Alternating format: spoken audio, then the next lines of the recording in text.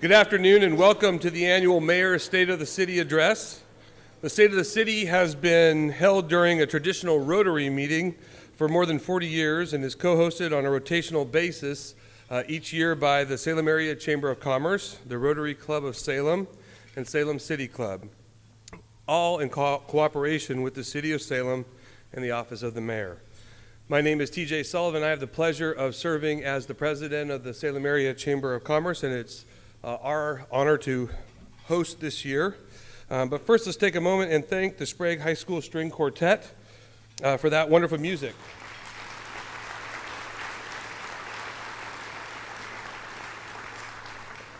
We have a fantastic music program here in Salem that we should take a lot of pride in, and you folks are part of that, and we thank you for doing that. The quartet is coordinated by instructor Lisa Ruel and joined today by Lisa's husband, Dean.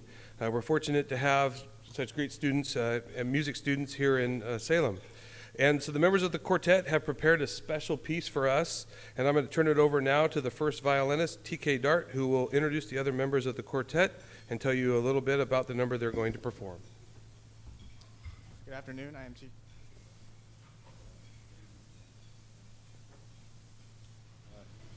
I'm TK Dart, and I'm joined here today by Leo McLean, Amanda Hayes, and Ainsley Martin. Today we paired for you Alexander Borden's second quartet for you. We're planning on playing this for state. I hope you enjoy.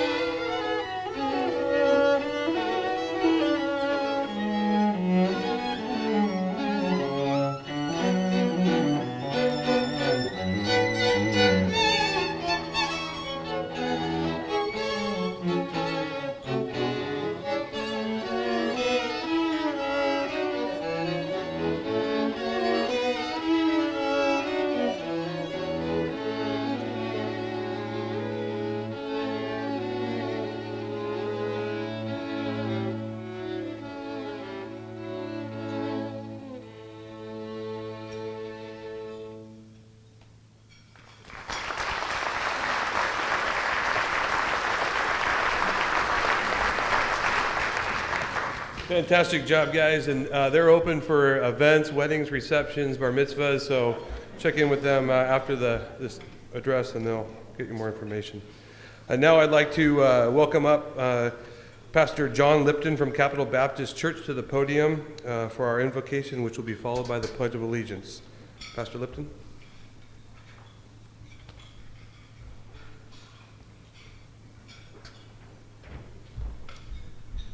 Thank you. Mayor Bennett, city councilors and guests, thank you for your invitation to pray this morning. May I say before I pray, I'm grateful to God for the personal and corporate experience that we've had at Capital Baptist Church that began for us on August the 30th, 2019. As a result of the criminal activity that occurred on our property that evening, the connectedness of our church to its own community and to our city at large is clearer now than ever before. From the neighbors who called 911 to report a fire, to the Salem Fire Department in its doggedly determined response to that emergency, to the Salem and Kaiser police departments who apprehended the perpetrator, to the Lansing Neighborhood Association, the Washington Elementary and Waldo Middle Schools, and neighboring churches from the north end to the south end of town who reached out so compassionately to us. We've seen this great network of God that we call Salem, Oregon, respond to our need immediately and tangibly, and we're very grateful. Mayor Bennett and city councilors, we know now more than ever before that we're being served by your tireless commitment to us all in this city that we call peace. You're continually faced with nearly insoluble human problems that require divine wisdom. You serve a large and diverse constituency with alacrity and with compassion, and we've watched you as you've faithfully fulfilled your responsibilities. We've been comforted, and we're confident that God is using each of you. Thank you for responding to his call on your lives by serving him as you serve us so well. Thank you for these comments that I've been able to make, and let us pray together. Our gracious Heavenly Father, we are grateful and we thank you for this place we call home. We're thankful that you have called us to live in a community together and to know by experience that when one of us suffers, we all suffer. When one of us is blessed, all of us are blessed. We ask that your grace and blessing abide with these, our leaders, Mayor Bennett and each of our city councilors. Protect as well our Salem firefighters and police officers. Foster humility in our civic leaders and in our religious leaders of every kind. Teach us that when we've loved our neighbors as ourselves, we've truly loved God. Bless this gathering today, using it to show us more than ever your great goodness. In the name of Jesus, I pray. Amen. Now, if you'd please stand and join me in the Pledge of Allegiance. I pledge allegiance to the flag of the United States of America and to the republic for which it stands, one nation, under God, indivisible, with liberty and justice for all.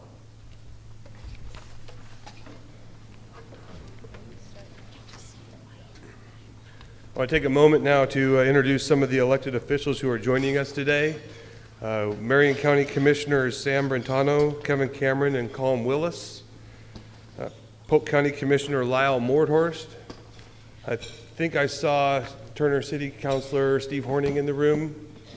If there's any other elected city officials or transit officials or county or state, would you please rise? We can acknowledge you.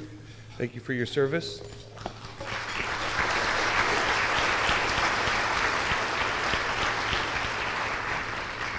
I'd also like to introduce our partner organizations.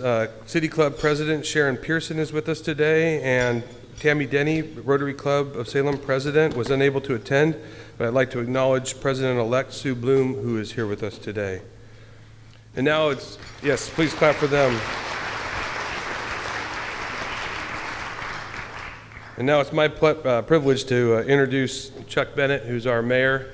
I had a chance to get to know Chuck when we served together on city council, and I can tell you that city council meetings are riveting and they're exciting and they're just full of energy. But it is nice to have somebody on council with you who likes to laugh.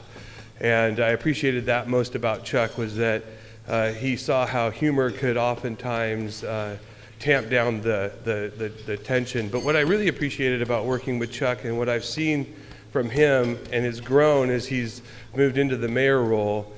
There's a great book called Team Arrivals, which I'm sure many of you have read, and it's a great example from Lincoln about how after he won and became president, he surrounded himself with everybody who disagreed with him. And he would let them argue it out on different topics, and then he would pick and choose from what he heard that made the most sense. And what I've appreciated about Chuck is that Chuck is one of the rare individuals in our community who can walk into any group in this town and they sort of feel like he's their guy. And Chuck does that, and he listens, and he comes back and he tries to convey to anybody who will listen kind of what the right course of action is for all of Salem, not just for now, but for now and into the future. And I've appreciated that and got a chance to watch him in action up close and from afar. And who you see when you talk to him in private is who he is when he's out at a public face. And that's really rare for people who are in elected office today. I know Chuck was sweating bullets about what I might say up here, so far so good, right? Chuck's a former state representative. He's a graduate of Willamette University. He's married. He has one daughter, two granddaughters, and he lives in Northeast Salem. I'll give you the address later, depending on how his speech goes. Professionally, Mayor Bennett was a government affairs representative for public school leaders for more than 18 years and owned his own government affairs business prior to that. He also worked as a newspaper reporter and editor in the 1970s and early 1980s. In his tenure as a volunteer with the City of Salem, Mayor Bennett has served as the president of the City Council and chaired, it says several City Council committees. I know that it's a plethora of City Council committees. He's also served on the Salem Public Library Board, Cultural and Tourism Promotion Advisory Board, Budget Committee, and Planning Commission. He is also a former board member of the Pinnacle Theater and the Oregon Council for the Humanities. Now please join me in welcoming Salem Mayor Chuck Bennett to the podium.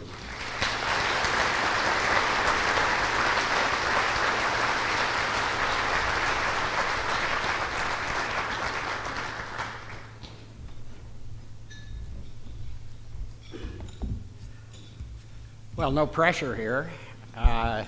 Thank you all so much for being here today. Excuse me, I'm going to check behind me. I don't want anyone ripping this thing up. Took too many days to put it together. I want to thank my staff particularly for their help and the staff of the city. I also want to thank particularly the Sprague High School String Quartet. They add a lot of class to any activity they participate in, and certainly this is one where you want to start off with everyone real calm and enjoying what's going to be said. I also want to be sure to introduce members of the City Council that are here. Councilor Tom Anderson, I believe Tom, Councilor Brad Nanke, there he is, Brad. Councilor Chris Hoy, our council president. Councilor Vanessa Nordyke, Vanessa, and Councilor Jim Lewis. Unfortunately, Councilors Kara Kaiser, Jackie Leung, and Matt Ossick were unable to be here today. Also present today are Salem City Manager Steve Powers, our fearless leader, Steve, and all of the department heads. In fact, I'd like to ask all of our city department heads to please stand.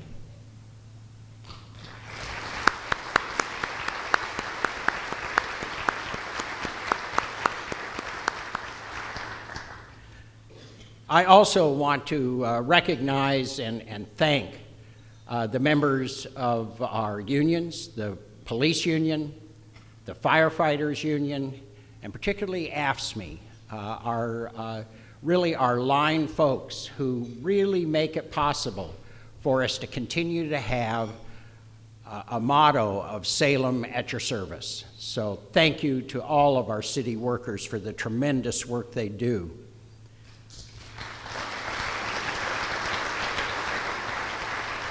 And of course, a personal thank you to the Chamber of Commerce, the City Club, and the Downtown Rotary for sponsoring this event.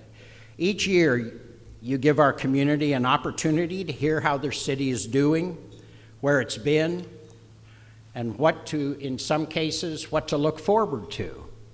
I particularly want to express appreciation for the prayer from Pastor John Lipton of the Capitol Baptist Church on our behalf. It's an inspiring way to both end and begin a new year. As mayor, it's my honor and responsibility, really, to present you with a report. and maybe some ideas for future action. But particularly, I want to kind of take you down where the city is and where it's been. Each year, the city hears through a citywide poll of our residents the issues of most concern to them. This year was no exception. Overriding every other issue was homelessness and its impact on our city. It's one that is on the radar of every community in this country, and especially here on the West Coast.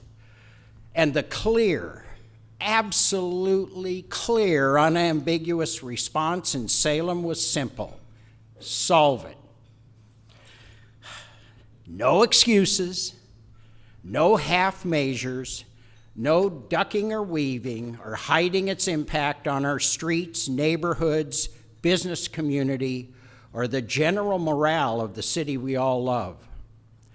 To describe it as an enormous challenge for city government is an understatement.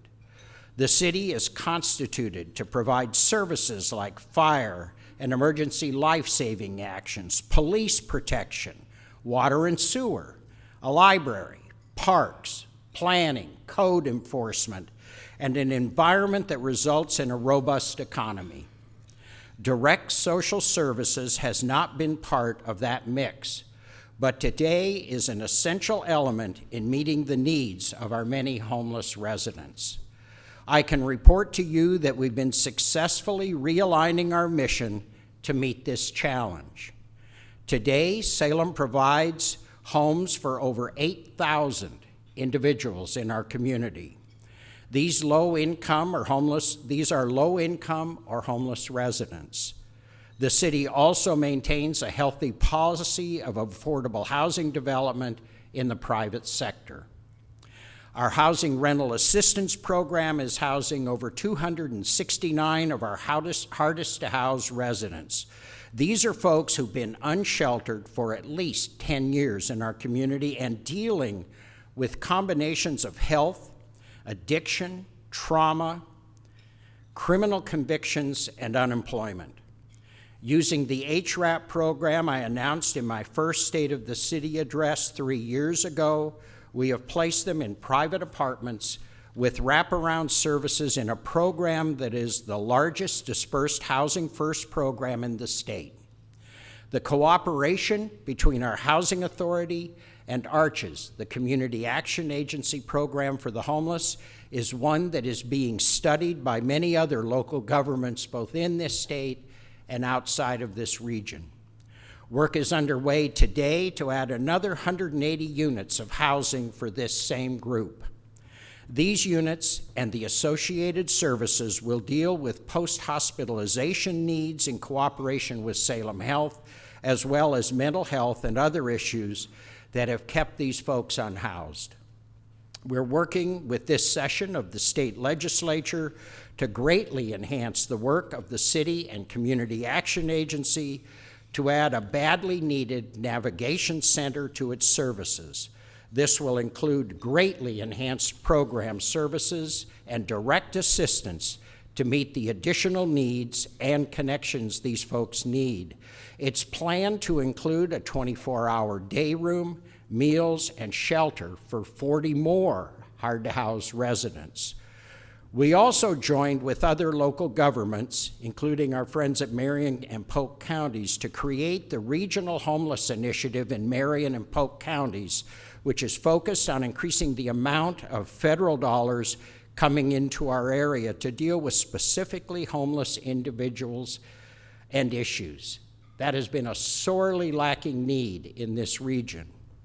This work is coupled with a substantially enlarged Union Gospel mission under construction, virtually double the number of beds it offers.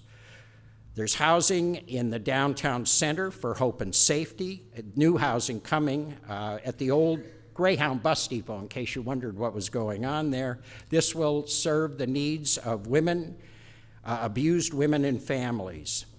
The large network of warming shelters is provided by our faith communities. Grace House and other housing options being developed by United Way, all of these offer any unhoused person in Salem an alternative to camping on our public streets. In total, these responses remove any barrier or excuse for anyone to claim that camping on our community sidewalks represents a needed choice or situation.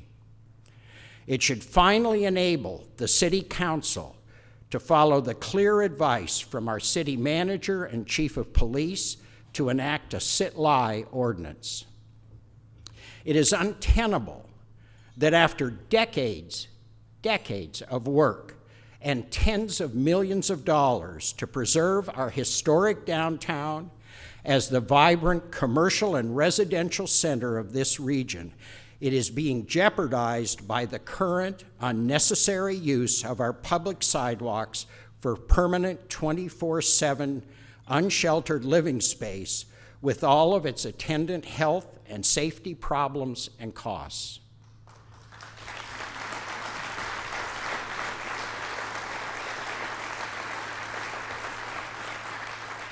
Thank you. There are no more excuses for letting this situation continue. The council needs to heed our police chief's advice to enact a sit-lie ordinance, and they have the opportunity on the 24th.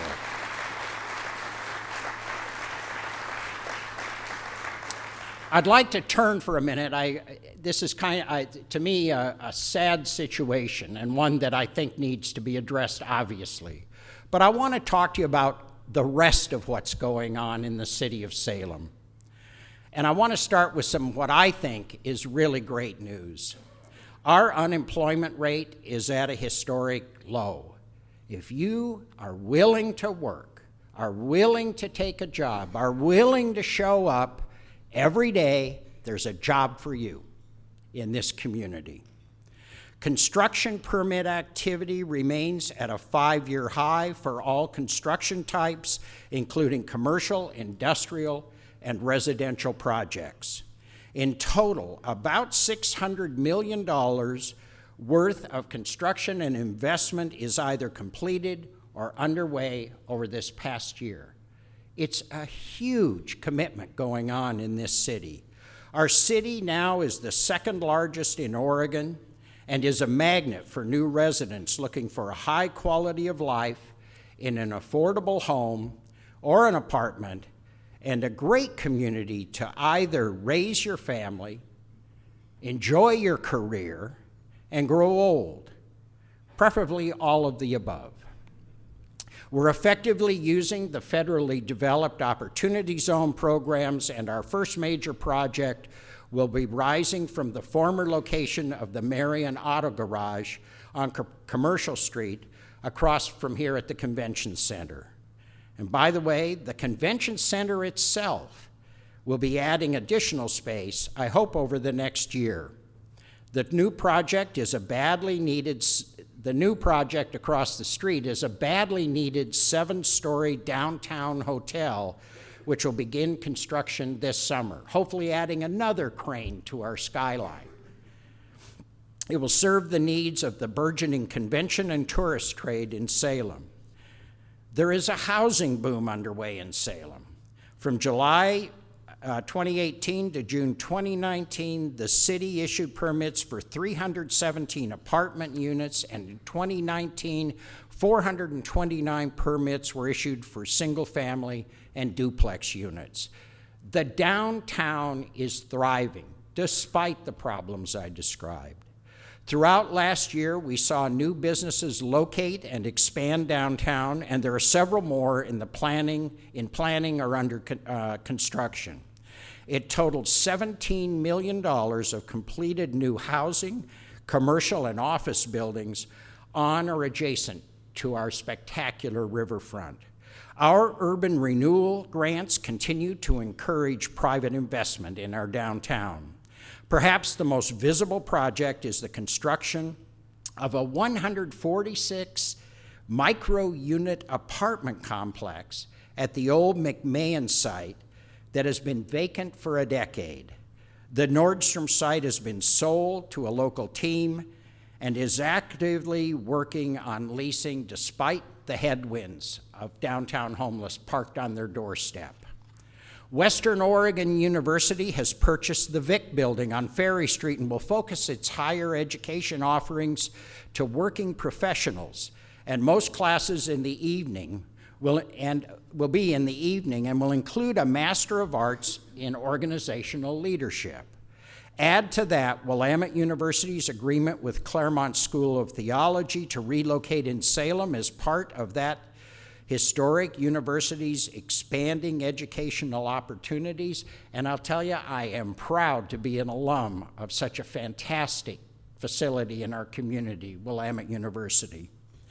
The city also is celebrating the 15th year of the Salem Convention Center from its opening. I just want you to think about that.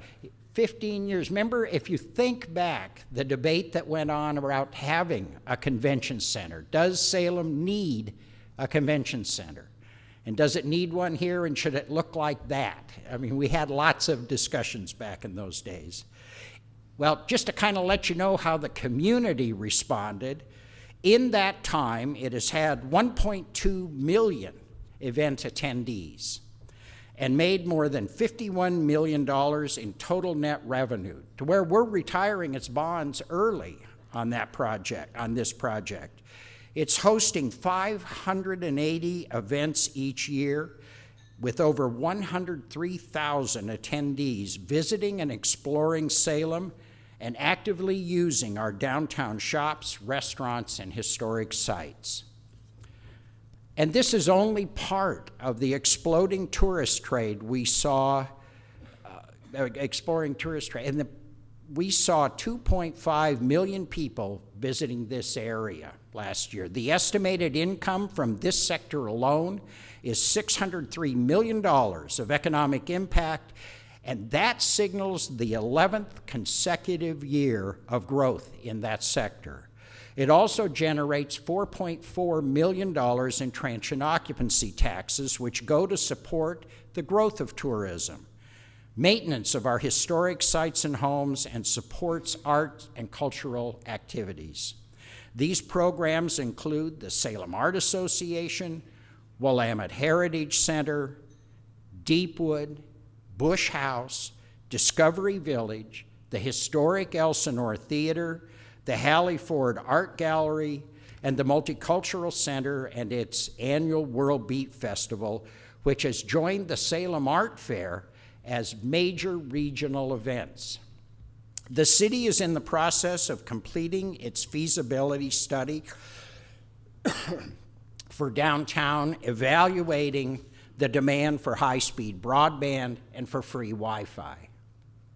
As I mentioned, Union Gospel Mission is underway with its new facility, which will double the number of beds available.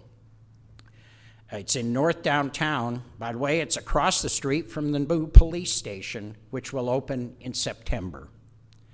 UGM will be vacating its current site, which the city is purchasing, along with Saffron Hardware Building, and is slating it for future redevelopment. And we can now see the outlines, the clear outlines of the new YMCA being built at State and Cottage. With that, we're going to have some empty space at City Hall. And one of the items we plan on doing there, for those of you who've ever come to City Hall, you know what a maze that can be to get around in. As mayor, one of my common interactions with the public is, where do I pay my ticket? Where do I go to get a permit? You suddenly find yourself kind of a traffic cop down there. Well, the plan now is to, where the current police station is located on the main floor, closest to parking, adding a customer service center that will allow people to make one stop, easy to find at City Hall and accomplish their business. Industrial development at the Mill Creek Industrial Site includes two recent projects of 110,000 square feet of commercial office buildings being developed by Pac Trust. At the same time, the Oregon Court of Appeals has affirmed a Land Use Board of Appeals decision sending back to the City Council its denial of the Costco move from its current location to South Salem.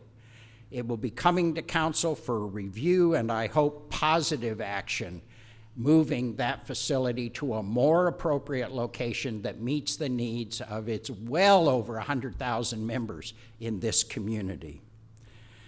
At the same time, Amazon has opened and begun hiring. Hundreds of our neighbors have gone to work there. And they liked it so well, they decided to buy the Panasonic building, launching their new sort of overnight delivery for every place within 50 miles of it, that site across Gaffin Road, which for all of us who use it particularly for any online purchases we do, means you'll be getting it overnight without any problem. Urban renewal grants are supporting the Ochoa Quesadillas expansion onto Portland Road and are being used to support new development at Wallace and Glen Creek, West Salem's Machines purchase of new equipment, a new sports rehab facility, Seacher Restaurant and Brewing, and a whole list of other projects. And in the economic development arena, the city is also finalizing its Salem Airport business plan, which will be presented soon to the City Council. It's expected to add substantially to the area's general aviation services as well as offer a home to any future commercial flights. Food processing has been an important part of Salem's economy for more than 100 years. Food processors have faced substantial challenges. The most notable example, of course, has been the bankruptcy and now sale of Norpac. Most of the company's assets in Salem have been sold to Lineage Logistics. Plans now include a lease of the Salem plant. At this point, about half of the Norpac workers are back on the job, and employment is expected to be back to the original 480 by spring.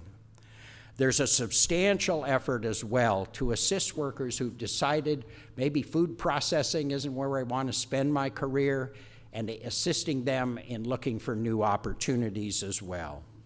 In 2019, the city worked with Oregon Fruit, one of our legacy industries in this community, in its move to a new facility with new equipment and efficiencies, allowing them to diversify their product types and expand operations.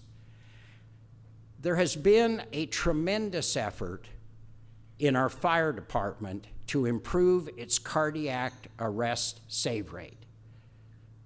Now, I take this just from my, excuse me if I tear up. At my age, this is a big deal. The save rate hit 50%, while the national average is 32%. It's an outstanding effort. And a new protocol is being used that's being used by only 4 other cities in the nation will increase that save rate to as high as 80%. This is, I think, a tremendous outcome. The Department and Fire Foundation, through its schools program, has trained nearly 18,000 local kids and parents in CPR and the use of AEDs. This is over the past 5 years. The Pulse Point app now has 17,000 users in Salem, with nearly 9,000 CPR responders ready to help save their coworkers and neighbors in an emergency. In addition, the department has led the way in developing a community-wide resiliency plan and is working toward informing 30,000 youngsters and their parents on needed supplies for sheltering in place for up to 2 weeks in case of a community-wide emergency. And I hope you all will at some point take advantage of this education opportunity, and just think back for a moment to when we had a real crisis with our water system. How many people did not have the recommended 2 weeks of water supply in their homes? Let's see, that's just about everybody. So it's one that I think as we broaden it into a wider range of community actions and planning, we will be prepared to shelter in place in case of these dire emergency cases. And I'll just as an aside, you better get ready, because if those bridges come down, we do not have a third bridge that can deal with the problem of transporting people back and forth across that river, and particularly to the hospital, and to get other services back and forth. So I hope everyone that takes advantage of the opportunity to find out what you ought to be doing, because right now that third bridge remains in the balance. Besides the completion of the new police facility this coming year, the big news, guys, big news, was the retirement of our police chief, Jerry Moore. Stand up, Jerry, so we can all say.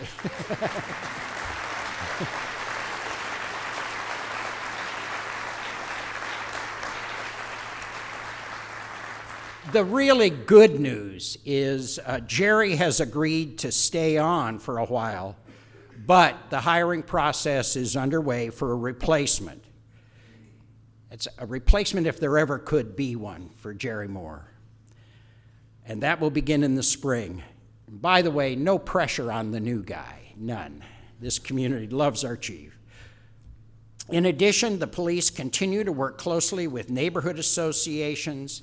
They offer coffee with a cop. I hope you've all had a chance to have coffee with a cop, other than trying to hand them a cup of coffee out of your thermos if they stop you. That is not coffee with a cop. And they have a really active Citizens Police Academy. The behavior health unit in the department has expanded to 4 officers to assist folks in emotional crisis. And I just want to call your attention, the cards are outside. This is the 9th annual Breakfast with the Chief coming up. It's going to be Wednesday, February 19th. Doors open here at 7 a.m. It's one of those 580 events that'll be going on in the building. It's a tremendous opportunity to support the Police Foundation, which is one of the really outstanding volunteer groups we have in the community that has provided the department with a whole range of equipment that we've been unable to fund through the city's budget, but that are badly needed, like a command center, a new SWAT vehicle, and other kinds of equipment that they need. Salem has had a really great success working with our legislative delegation. And it's been on a whole range of local issues. I'm really pleased with it. You heard my background was in advocacy over at the legislature, so I thought I'd kind of bring that one to the table when I became mayor, and we'll go over and lobby those guys for more money. They won't give us anything in lieu of taxes, so might as well try to get it in big checks. We've actually been quite successful. In last year's session, the city secured a $20 million grant for our drinking water system and is seeking, and I believe will successfully land, another $10 million this short session to finance additional sources for city water beyond the North Santiam River. The integrity of the drinking water system is now secure, at least from algal influences. As we continue to add to it, we'll be dealing with any other range of possible intrusions into our water supply. We really want to thank our delegation, and particularly Senate President Peter Courtney, for this work. Representative Brian Clem was able to secure $100,000 to move the Peace Mosaic from the old YMCA wall down to Riverfront Park at a new building being built off the carousel that'll be called the Stable, which is an opportunity to actually get to watch the people who carve the horses at work. Other state allocations in this community have included $250,000 for Liberty House and $1 million grant. This will make my Rotary brothers and sisters feel very good. $1 million grant for the Jerry Frank Rotary Amphitheater being developed by our Rotary Club. That is going to be a signature project, and we expect Jerry to be there to sign on the dotted line. The city is currently seeking about $7 million from the legislature in cooperation with the Community Action Agency to meet additional local homeless needs with a substantially enlarged project at the Community Action Agency, the development of the Navigation Center I mentioned, as well as the additional shelter spaces and the 24/7 day room. Another program I'm extremely proud of is the city's Blight to Bright initiative. Now, you can kind of figure out what that might mean. It's being managed by our code enforcement section of community development, and it's made major strides in more rapidly removing blighted properties and using lien funds to improve these derelict or dangerous buildings. This is a tremendously important program in almost all of our neighborhoods. We've had the experience of that house or building that heads so downhill, there's no hope for it. This benefits every neighborhood in this city. Particularly these abandoned properties have a very negative impact on the neighborhood. I expect we will see more action on this front and are likely to add to the code enforcement budget by adding a dedicated specialist in this area. Also in community development, our planning department is well underway with the Our Salem Comprehensive Planning Project. This is the first truly comprehensive review of the city's comprehensive plan in over 40 years and will help shape our growth areas and patterns for years to come. The visioning process was kicked off this summer and has included more than 75 community events, meetings, and gatherings. The outcome of this, which will be the foundation of the new plan, will be out in March. I can't tell you how important this process is to the long-term livability of this community on all levels. Many of the successes and failures we face today in growth and its impacts are the result of long-term planning decisions made in the 1970s. Again, I hope all of you who are interested in this area, which I assume is everyone here, will take part in this process. Community development, through its planning side, also is completing its multifamily housing design project to make it easier to develop badly needed multifamily housing in this community. The department also is working on the historic preservation plan and has worked closely with the Confederated Tribes of the Grand Ronde to arrive at a memorandum of understanding that will be extended to the Confederated Tribes of the Silex and Warm Springs. It also is completing planning work on the following projects: East Park Development, 695 new homes going in at the State Street Cordon Road site of the former Pick Sweet mushroom plant. A 264-unit complex on the old State Hospital North Campus grounds that will include affordable housing as well as single-family homes and multi-use units. A 312-unit apartment complex at Linwood and Orchard Heights in West Salem. And there are several other multi-unit complexes, including one at the old Fairview Training Center for 180 units of apartments. Just to summarize, I really want to kind of emphasize, just to summarize the nationally recognized building and safety section of the Community Development Department, it has completed 9,656 permits and 20,178 inspections. Just think about it. This is a small department of folks very hard at work. This is on units valued at almost $419 million to this community. The library, another part of community development, has moved to the old Capitol Press building on Broadway as the city library site is undergoing major seismic renovation. This year, they turned on automatic renewal of items. I don't know if any of you noticed that. If you can't get down to the library to return the book, they just renew it for you automatically. And they send you an email. It's one of those actually friendly reminders you get, as opposed to bring in a can of food or bring your checkbook to pay for that book you forgot all about. They also are looking seriously at eliminating all fines and parking fees at the library.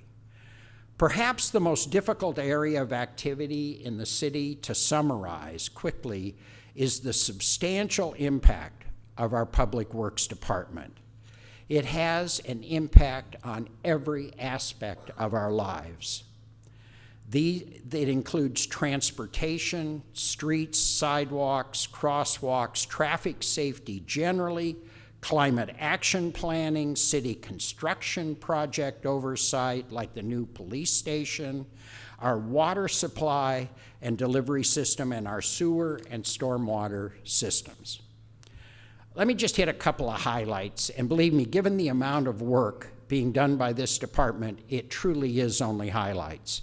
They're developing a strategy to protect our water supply from any kind of quantity or quality shortfalls. They've done them all. New treatment systems and a substantial new well system is, as I mentioned, awaiting funding this year. They're playing a key role in development of the city's climate action plan through an audit both of the city's actions and the community's environment, including greenhouse gas emissions. They're continuing the city's sidewalk replacement program and making needed, very badly needed, rehabilitation of some of our sidewalks to meet Americans with disability standards. They're overseeing the planning of the library and police facilities with every detail, including how streets will be realigned. They're launching a new online pedestrian crossing program, leveraging state and federal money to pay for work on 6 new crossing projects in 2020 and completing 2 major ones on Commercial and Brown roads. They're overseeing the city's streetlight program, including installation of streetlights around the city. They're overseeing the city parks system, including 2 major parks property acquisitions at Hazel Green Road and Reese Hill Road, adding collectively over 60 new acres of future parkland. And they have in progress purchases on D Street and Reed Road. They're establishing a tree canopy assessment and new targets for city tree coverage and inventory. Just to give you a kind of feeling how detailed this gets, they found 42,892 street trees in Salem. So if you see a story that says we're running out of street trees, not quite correct. We've also partnered with Friends of Trees to plant 525 large trees and 5,645 small trees and shrubs. They're overseeing major park construction projects, including the Jerry Frank Amphitheater and this was a hit with me and Mrs. Bennett, a new restroom facility on the north end of Riverfront Park. Both get underway this spring and summer. They're guiding the Pringle Creek Restoration Project, including major stream bed reshaping and restoration and groundwork on connecting existing paths under Commercial Street to Riverfront Park, which will now allow a path system to move from 12th Street near Willamette University all the way down to Riverfront Park. They developed an electricity cogeneration program in cooperation with Portland General Electric that produces 1,200 kilowatts of renewable power by burning the biogas produced as a, I'm sorry about this at lunchtime, produced as a byproduct of wastewater treatment at Willow Lake. They're saving the city over $300,000 a year just with that project alone. And I also want to mention a couple of other successes in our community that I think deserve note when you talk about a state of the city. They don't involve the city's specific actions. We're blessed, and I genuinely mean that, we are blessed with one of the finest hospitals in the country. And you only need to see the accolades it receives nationally to recognize that. And I won't go through them all, but it's remarkable how recognized Salem Health is around the country. As you've probably seen, the hospital is adding a new wing to hold another 150 beds on top of its current 490 beds. That wing is expected to help meet the 30% population growth we expect over the next 20 years. In addition, the hospital continues to be our largest private employer with 5,000 employees and an economic impact in this community of $1.35 billion. And that doesn't include the 800 docs we have in town and the clinics and all the rest. It's a remarkable, remarkable program. As we work on our aging in place strategy here in Salem, one of the major areas we found in cooperation with AARP and Center 50 Plus was that quality, comprehensive health care is a major issue for independent living seniors, along with transportation, social participation, outdoor activities and engagement, communications, affordable housing, and civic and community support. Healthcare is at the top of the list. This hospital recognizes that fact and serves us mightily in their efforts to meet our healthcare needs, both in and out of the hospital. I also want to recognize the tremendous work being done by our transit district, the Chariots. Since September, when the district added Saturday and later evening service, ridership has substantially increased. Weekday ridership is up over 10% from last year. Total weekday ridership has reached 1,064,000 this year, with the new Saturday service, which began only in September, reaching over 100,000 riders. Full fare passes are up 14%. Youth fare passes jumped 57%. As we begin to deal with congestion and gas emissions in our city, there's nothing but good news and a tribute to the new board and its efforts. You've got to, I think, when you talk about the state of your city, talk about your school system. And quite simply, we have one of the finest school systems in the state. And this comes from a guy who's seen every school district in the state.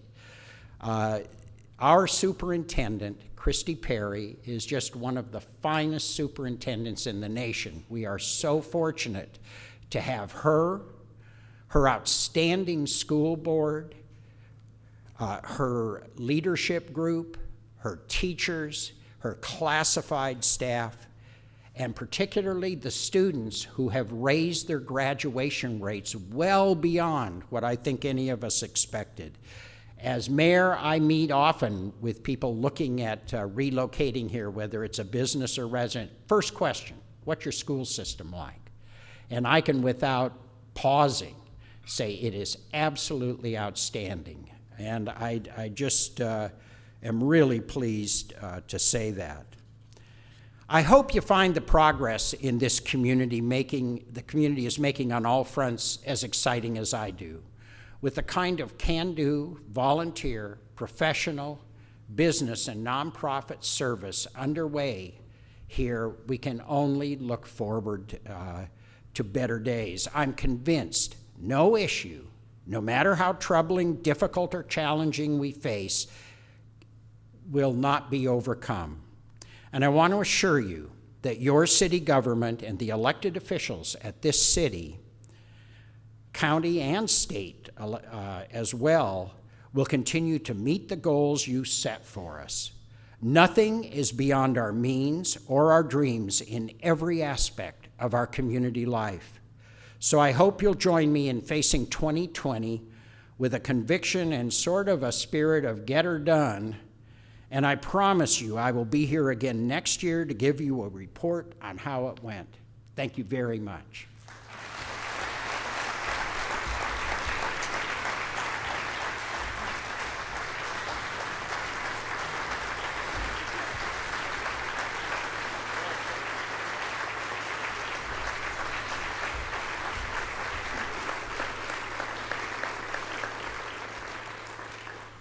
Thanks, Chuck, for that. Your optimism is something that is needed, and we look forward to seeing how we can support you and the council for the rest of this year as you guys move forward.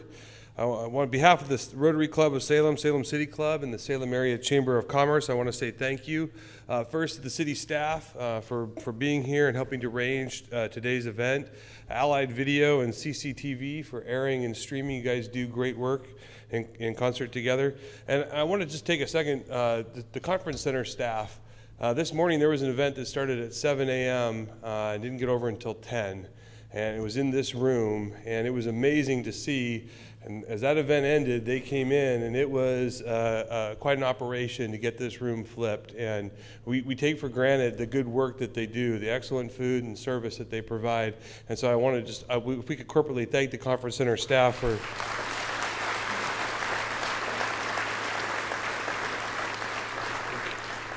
There's a reason why it's been so successful, and the building is great, but it's the people inside it that really make it go. And a big thank you to Salem City Club and Rotary Club again. As the Chamber of Commerce president, I know how much we partner with your organizations to make sure that good things are happening inside of Salem. And so we're honored to have you as our guest today, and this meeting is now adjourned.